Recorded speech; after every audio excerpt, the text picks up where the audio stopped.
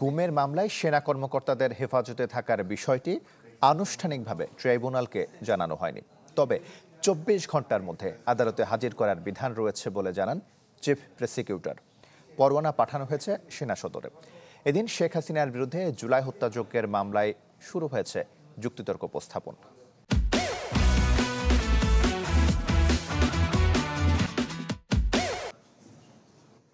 গুমের ২টি সহ মোট ৩ মামলায় পরোয়ানাভুক্ত ১৫ সেনা কর্মকর্তাকে হেফাজতে নেওয়া হয়েছে বলে শনিবার জানায় সেনা সদর দপ্তর।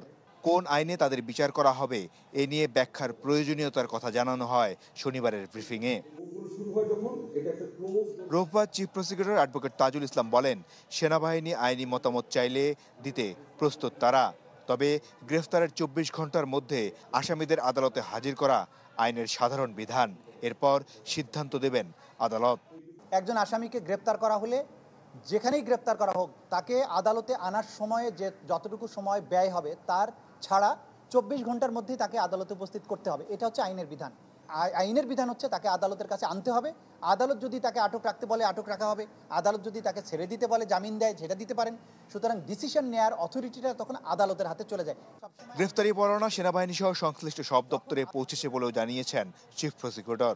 বলেন, আন্তর্জাতিক অপরাধ ট্রাইব্যুনালই গুম খুনে অভিযুক্ত সেনা কর্মকর্তাদের বিচারের উপযুক্ত আদালত।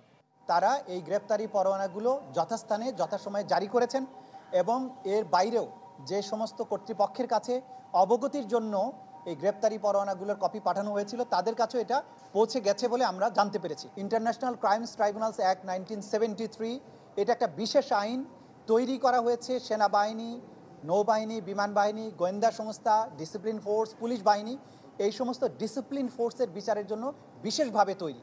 এদিন শেখ হাসিনার মামলার প্রথম দিনের যুক্তিতর্ক উপস্থাপন শুরু হয়। যুক্তিতর্ক ফেসবুক পেজে সরাসরি সম্প্রচার শুরু হলে সম্প্রচার বন্ধে সাইবার হামলা করা হয় বলেও দাবি করেন তাজুল ইসলাম। আমাদের এই ফেসবুক পেজের উপরে সাইবার হামলা তারা চালিয়েছে। তারা দুনিয়াকে এটা জানতে দিতে চায় না যে বিচারটা কতটা ট্রান্সপারেন্ট হতে হচ্ছে, এভিডেন্সগুলো কতটা ওভারওয়েলমিং, এভিডেন্সগুলো কতটা অকাট্য সেটা তারা বুঝতে দিতে চায় না। দুপক্ষের যুক্তিতর্ক উপস্থাপন শেষে মামলাটি রায়ের দিন ধার্য করা হবে। মাসুদুর রহমান, চ্যানেল 24, ঢাকা।